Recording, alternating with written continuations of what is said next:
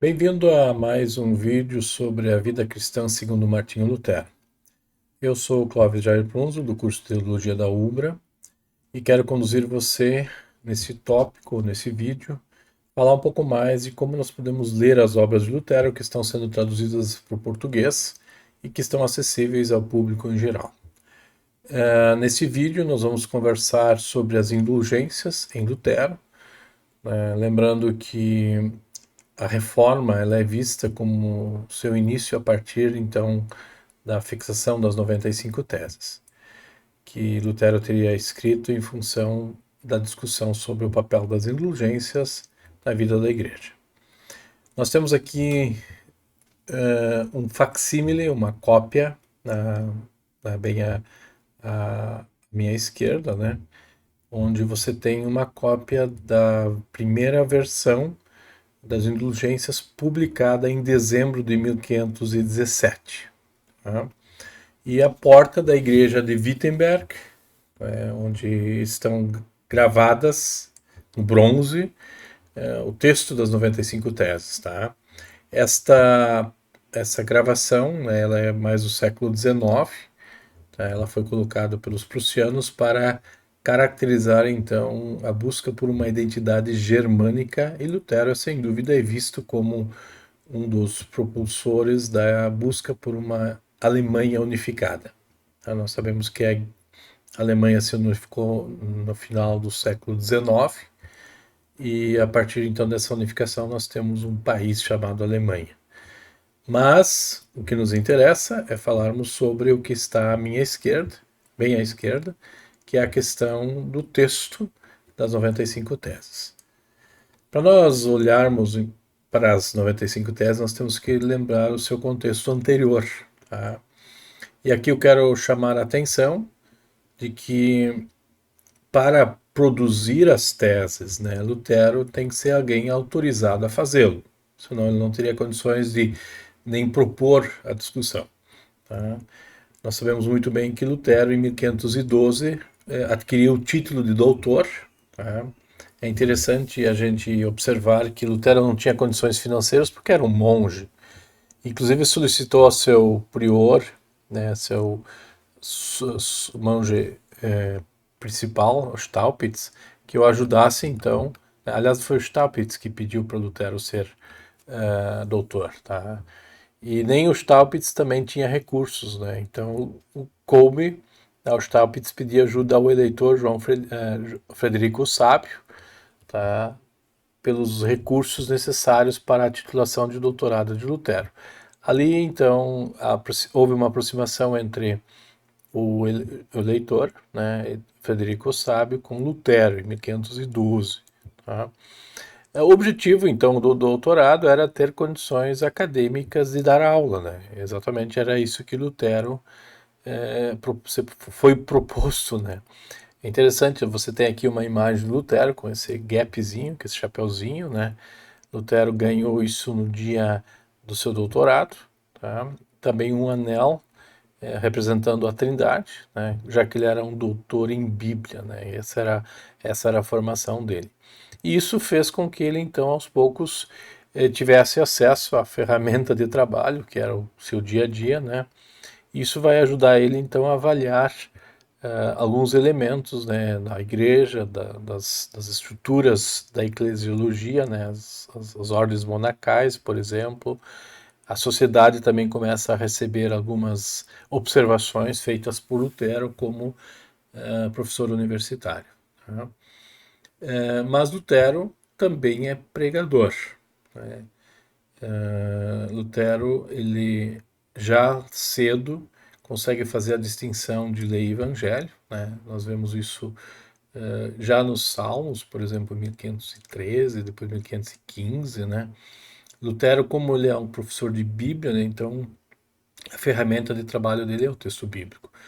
E o credo e o Pai Nosso, como expressões, então, da palavra de Deus, né, se tornam algo corriqueiro, né, e expor o credo, expor o Pai Nosso se tornou um assunto prioritário para Lutero. Tá? Então, observem que nós temos um doutor, tá? Lutero vai usar muito o título de doutor para fazer os debates teológicos, né, E após então a sua excomunhão, né, onde Lutero deixa de ter seus votos monásticos, ele vai preferir o título de pastor e pregador, tá? Por mais que ele vai assinar doutor em muitas das correspondências. O assunto também merece atenção, onde Lutero tem alguns estímulos, né? Onde ele separa então o método escolástico, né, de pesquisa teológica, e começa a fazer uso de algumas ferramentas trazidas por amigos. Eu chamo os humanistas aqui de parceiros e eventualmente inimigos, onde os humanistas, sem então o crivo teológico, produzem obras, né? Por exemplo, Erasmo de Rotterdam produz uma edição do Novo Testamento em grego em 1516, e Lutero vai usar, mas Lutero não vai concordar com a forma ou a interpretação do texto bíblico proposta por Erasmo, né? Nós temos que lembrar, Lutero tinha um outro colega, inclusive, que foi digamos assim, o apadrinhamento dele no doutorado, que é o Karlstadt, né, muito amigo de Lutero nessa época, né? E Karlstadt introduziu Agostinho para Lutero, de fato, tá? Por mais que Lutero era um monge agostiniano, não era o Agostinho de origem, lá do século IV e V. Então o Karlstadt faz um favor enorme para Lutero, fazendo com que Lutero utilize os filtros da hermenêutica proposta por Agostinho na Igreja Antiga e que Lutero vai usar muito para a sua produção teológica. Tá? Nós não podemos esquecer de que o assunto indulgências não é novidade, ele já vem vindo desde o século XI, né, no final do século XI, né? A primeira indulgência ocorreu na primeira cruzada, né? E o objetivo das indulgências era, se você não tinha condições de pagar pelo teu pecado, use as indulgências, que elas fazem o papel do teu pagamento. Né? Lentamente também o assunto foi conectado ao purgatório, que é a vida pós-mortem, né? Para você sair de um estágio do purgatório e ir para o paraíso. Né? Na Alemanha, próximo a Lutero, quem cuidava do assunto, agora já no século XVI, é a Arquidiocese de Mainz, Magdeburgo e Brandemburgo, tá? Onde Lutero então depois vai apelar para revisar o papel das indulgências na igreja. E havia um teólogo proeminente, né, ele era teólogo de fato, Tetzel, que ele era responsável pelas vendas das indulgências naquele momento, certo? Bom, para a gente poder então fazer o filtro certo para entender o que Lutero propôs com as 95 teses mais adiante, nós temos que ver que Lutero não queria em si atacar as indulgências. Tanto é que a posição dele é a favor das indulgências. Obviamente que não com o seu sentido descaracterizado. Tá? Lutero, aos poucos, percebeu, então, a partir da palavra de Deus, né, lendo Salmos e Romanos, tá? E aqui eu destaco o volume 8 das obras selecionadas, você tem acesso à produção de Salmos de 1516, aliás, desculpe, de Romanos de 1516 e dos Salmos de 1519 a 21, que estão publicados no volume 8 das obras de Lutero. Aí nós podemos fazer uma análise de como Lutero já então tem clareza da obra exigida do ser humano e da obra feita por Deus em Jesus Cristo. Tá? E isso faz com que Lutero então perceba de que há uma enganação. Os líderes teológicos estavam enganando o povo de Deus através de uma forma que não era bíblica, né? E Lutero chama isso de fábulas e lendas, e elas devem ser evitadas, né? E aí no ano de 1517, Lutero, no início do ano, publica um sermão onde ele se manifestou contra a proposta das indulgências devido ao conceito de penitência, né? Então, as indulgências, na verdade, não substituíam a penitência que o crente tinha que fazer, mas elas substituíam o próprio Cristo, né? Porque na distinção de lei e evangelho, Lutero percebeu que nós temos que fazer a distinção entre a obra de Deus e a obra nossa. Tá? Em 1517, então, Lutero também se manifesta, dizendo que a forma como as indulgências estão sendo propagadas e usadas valoriza mais uma visão egoísta de amor próprio do ser humano. Tá? E aí a interpretação que Lutero faz do Pai Nosso, fazendo já o que ele vai fazer mais adiante, a distinção entre as petições de Deus, as 3 primeiras, e as nossas petições, as 4 últimas, né, vai ajudar Lutero então a distinguir como as indulgências não devem ser usadas para conquistar o favor de Deus, que é conquistado em Cristo, e como nós podemos ser ativos usando as indulgências, por exemplo, para ajudar os pobres. Tá? E aí vem toda uma discussão que Lutero então vai desencadear, que é o Tratado sobre as Indulgências, né, o seu uso apropriado. Tá? Lembrando que o texto é sobre isso. Aqui tem um incidente, uma situação bem interessante. Lutero deixa de usar a palavra Luder como seu sobrenome e vai trabalhar como Lutero, ou Eleutérios, né? Que é o que significa livre. Mas livre do quê? Né? Dos votos? Não. Livre em Cristo, né? A liberdade que Cristo deu a partir do Evangelho. Isso a gente vai ver mais adiante no escrito, né, da liberdade cristã, onde Lutero vai dizer que o cristão em Cristo está livre sobre tudo e todos, e em Cristo ele é servo de tudo e de todos, certo? Bom, no dia 31 de outubro de 1517, né, é enviada uma carta ao arcebispo então de Mainz sobre a função das indulgências, tá? E nessa carta Lutero não critica, tá? Mas ele é muito hábil, né? Ele já sabia da reação que tinha sido ocorrida a partir do seu sermão lá de março, a fevereiro e março, né? Então ele agora se propõe a fazer uma análise, né? Mas ele está confiante que ele tem uma tarefa para isso, né? Ele foi designado doutor, lembra que ele é doutor e pregador, então aqui você vê os dois lados da situação pessoal de Lutero, tá? Lutero então quer sentar e conversar sobre o assunto. Tá? É um debate, não é uma quebra de paradigma. Tá?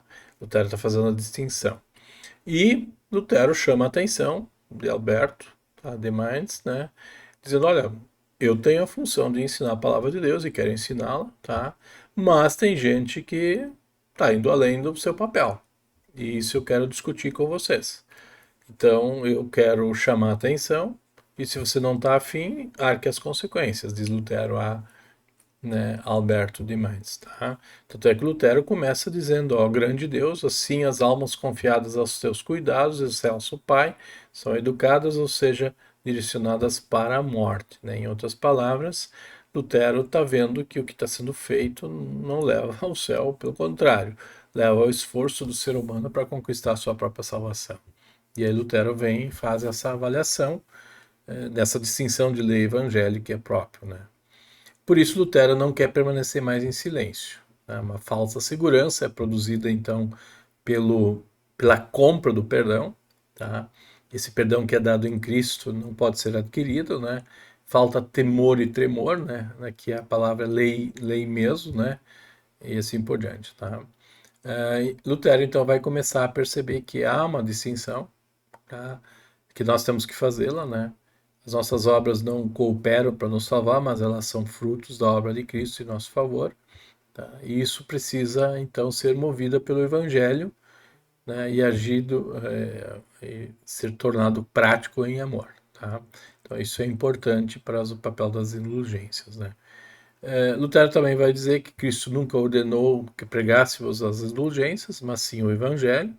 Tá? Então ele questiona o papel dos bispos ou dos responsáveis pela administração das indulgências, né? E nesse sentido Lutero se sente comprometido com o assunto. Ele é teólogo, ele manuseia a Bíblia, ele ensina a Bíblia, né? E quem está em perigo são as almas das pessoas, né, que estão sendo enganadas, né, com fábulas e contos sobre o assunto, tá?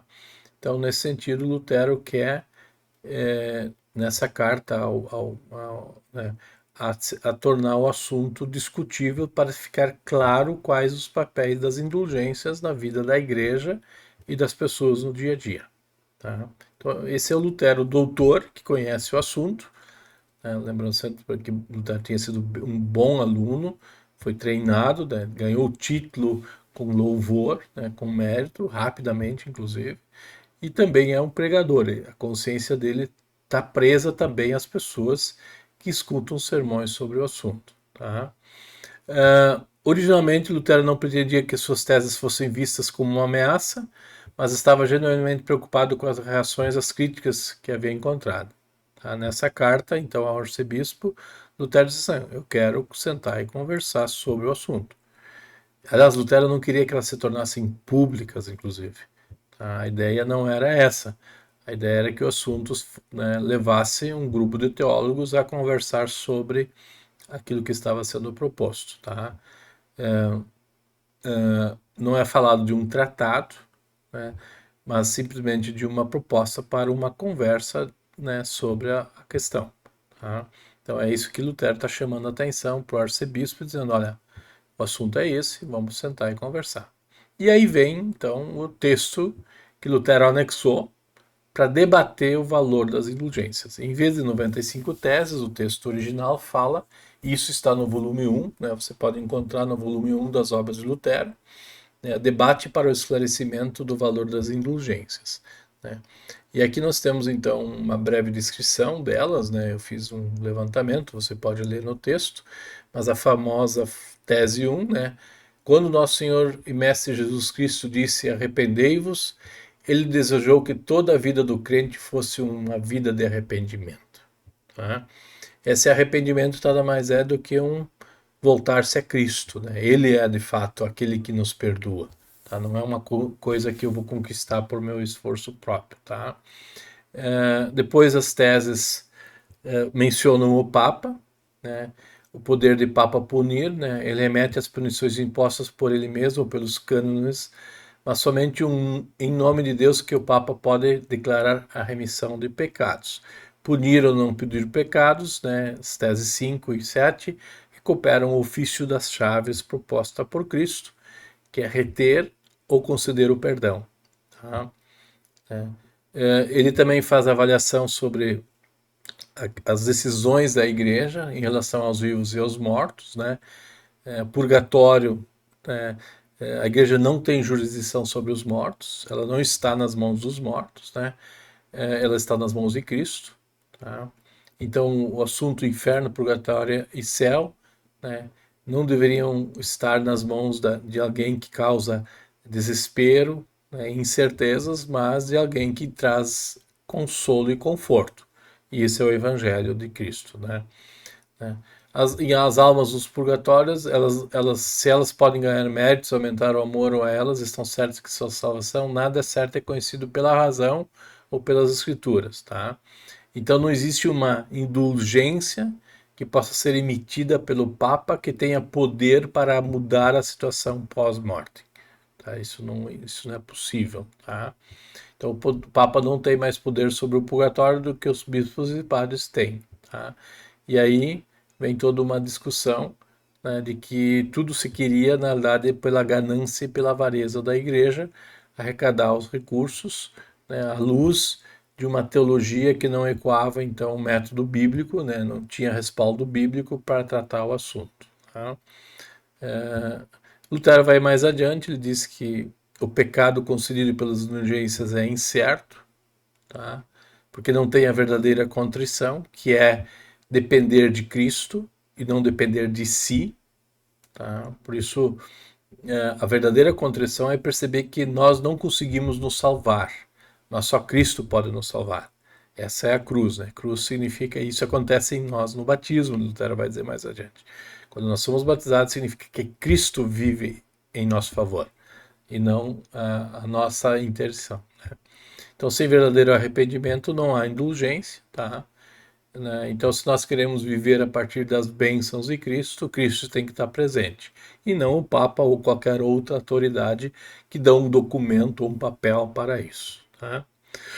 A contrição, né, interna, né, que é causada pelo anúncio da lei, também não está nas mãos do indivíduo, da igreja, mas está nas mãos de Cristo, né? Por isso o Espírito Santo que vai usar a lei e evangelho para fazer seu papel. Tá?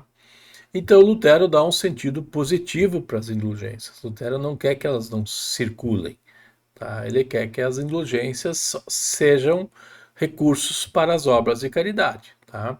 E aí entra a distinção, né? Nós podemos ter indulgências? Podemos, desde que elas não nos comprem o céu, elas nos ajudem a viver nesta vida, tá? Então Lutero mantém, né, as indulgências para ajudar os pobres, Não há problema quanto a isso. E se as pessoas querem ajudar comprando indulgências, elas são livres para isso e não é uma ordem, tá? Então é isso que as indulgências devem servir, ok? E nesse sentido, né, as indulgências dos papas são úteis se as pessoas não confiarem no que elas ganharam, mas úteis para se estenderem em relação a outro. Obviamente que a ideia do Papa era que as indulgências ajudassem a construção da Basílica de São Pedro, tá? Esse era o objetivo maior, tá? E isso Lutero percebeu também. Isso tudo com toda essa argumentação, né? Lutero viu que quem estava propondo as indulgências eram inimigos de Cristo, tá? E não as indulgências não teriam um papel positivo para a vida da igreja, tá? Então, o verdadeiro tesouro da igreja não deveria ser o recurso, tá? Mas o verdadeiro tesouro são aquilo que Cristo faz, né, pelo ser humano. Então, mortificação e a cruz que o cristão carrega é por causa da sua condição de afastado de Cristo. E agora Cristo quer unir novamente a igreja, tá? Então, Lutero, né, fala do verdadeiro tesouro, né, que não é na riqueza da pessoa, mas é aquilo que Cristo dá para a pessoa. Tá? Esse é o verdadeiro tesouro da igreja. Tá? Os abusos, então, são relatados, né? Vocês podem ler nas teses 67 a 80, né? Onde Lutero, então, pede que as pessoas abram os olhos para aquilo que está sendo feito. Tá? Então, nesse sentido, as indulgências elas são negativas e elas não têm um papel positivo à luz da obra do Espírito Santo em favor do ser humano. Tá? Então, Lutero de novo chama a atenção de que aqueles que estão envolvidos com o ensino correto da palavra de Deus vão ser responsabilizados, né, porque eles devem pregar a verdade, né, e criar então um sistema de piedade como fruto do evangelho e não da compra de um papel com os seus recursos próprios, né. Então essa era a piedade que Lutero estava vendo, que era uma piedade de ir ao encontro das necessidades do outro, tá? E assim por diante. Elas podem ser mantidas, tá? Elas não tem nenhum problema, tá? E só que isso, obviamente, que isso não soou muito bem para muita gente, certo? Muita gente achou que a igreja ia se tornar um padrão muito simples, muito barato, como vão dizer alguns, onde o dinheiro, então, parece que tinha que falar mais alto, tá? Então, a teologia da cruz, Lutero percebe que não está presente nesse falso ensinamento daqueles que defendem a verdadeira o uso das indulgências, tá? As teses tinham uma função muito simples, né? Serem conteúdos a serem tratados em conjunto com mais pessoas para que elas pudessem então conversar sobre o assunto e ter clareza muito boa sobre a proposta. Então veja, Lutero não estava aqui querendo quebrar paradigmas, destruir coisas, como nós vamos ver nos movimentos posteriores. Lutero estava propondo um diálogo acadêmico, né? Ele é doutor, ele tem condições, ele está autorizado a fazê-lo, tá? E ele quer fazer isso de uma forma muito carinhosa e bonita. Tá? Bom, é um debate, segue métodos escolásticos, está propondo então que a universidade e demais, juntamente com os teólogos, comece a discutir. Há uma discussão grande se elas foram de fato publicadas em Wittenberg em 517. A gente sabe que elas foram impressas em dezembro de 1517, tá? E a gente não se sabe exatamente se elas apareceram, né, em público. Tá? Alguns vão dizer que Melanchthon, né, que disse que isso aconteceu. Né? Melanchthon gostava de às vezes colocar um pouquinho de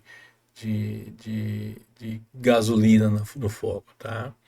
Infelizmente, o arcebispo reagiu negativamente e o arcebispo fez com que Roma soubesse o que aquele padrezinho tinha dito lá em Wittenberg. Tá? E aí vem em 1518 um texto que está no volume 1 das obras de Lutero, que é de fato o grande trabalho de Lutero e o primeiro best-seller de Lutero. Tá? Nesse texto, Lutero então volta a dizer que as escrituras não autorizam as indulgências, ok? Devido ao quê? Devido ao seu papel de perdoar pecados e conceder perdão. Isso compete somente a Deus. e não a um papel comprado. Tá? Então, nesse sermão sobre a indulgência e graça, é de fato a obra que Lutero então começa a ser conhecido pela Europa. Tá? Então, não são as obras praticadas ou adquiridas que me dão condições de interceder pelos mortos, mas sim Cristo, que é o verdadeiro, né? E esse sermão então se tornou impresso em vários lugares, tá? E ele se tornou um paradigma para tratar do assunto. Lutero não se preocupa muito mais com as indulgências, mas Lutero está mais preocupado com o arrependimento, né? Não um processo de salvação, mas um arrependimento vindo da palavra de Deus. E aí, de fato, a gente vê isso na sequência da história, no próprio ano de 1518, Lutero começou então a ser instigado a participar de outros debates onde ele poderia então expor melhor suas ideias, né? E aí o assunto de indulgência nem aparece mais. Aparecem outros assuntos como condição, arrependimento, satisfação pelo pecado e assim por diante, que são assuntos ligados diretamente às indulgências. Então, dessa forma, Lutero continuou sua teologia, né? Lentamente ele foi, digamos assim, estimulado então a produzir, né? Até chegar aos principais textos em 1520 e toda a sua produção posterior. Aqui eu então eu encerro o vídeo destacando algumas questões de ordem técnica, tá? O texto do Martin Brecht aqui no meio é fundamental, para mim é uma das melhores biografias de Lutero, que é o volume número 1, que cobre os anos 1483 a 1521, tá? Eu usei ele inclusive para produzir esse material, tá? O volume 1, tá? Nós temos no volume 1 então as obras lá de 1518, 19, 17, 18 e 19, tá? E o volume número 8, que traz então as explicações de Romanos e dos Salmos que foram mencionados nessa produção teológica, que ajudaram Lutero então a ver o papel das indulgências não para a salvação, mas para ajudar pessoas. Tá? Lutero então mantém essa posição posteriormente. Tá? Eu sou o professor Clóvis, então me coloco à disposição de vocês e vocês têm então contato com a coordenação, né, para juntos conhecermos cada vez mais da produção teológica de Martinho Lutero. Eu espero que vocês tenham apreciado esse vídeo e que ele tenha sido um estímulo para vocês olhar para as 95 teses ou para o debate da teologia escolástica à luz da exposição bíblica, né, que é a proposta de Lutero. Tá? Lembrando que Lutero não queria que o assunto se tornasse impessoal, mas bem pessoal. Lutero estava comprometido como doutor e como pregador. Ele queria que as pessoas de fato valorizassem, né, a palavra de Deus na vida pessoal e coletiva. E nesse sentido, Lutero, sem dúvida, nos ajuda muito a fazer teologia hoje. Tá? Ele não é um iconoclasta, ele não quer derrubar as coisas, ele quer que as pessoas com amor e carinho façam ou recuperem aquilo que a Bíblia nos ensina. É nesse sentido que nós fizemos este vídeo, para dar condições para você conhecer melhor Lutero e deixá-lo falar para o século XXI. Até qualquer momento, que Jesus acompanhe a vida de cada um de vocês.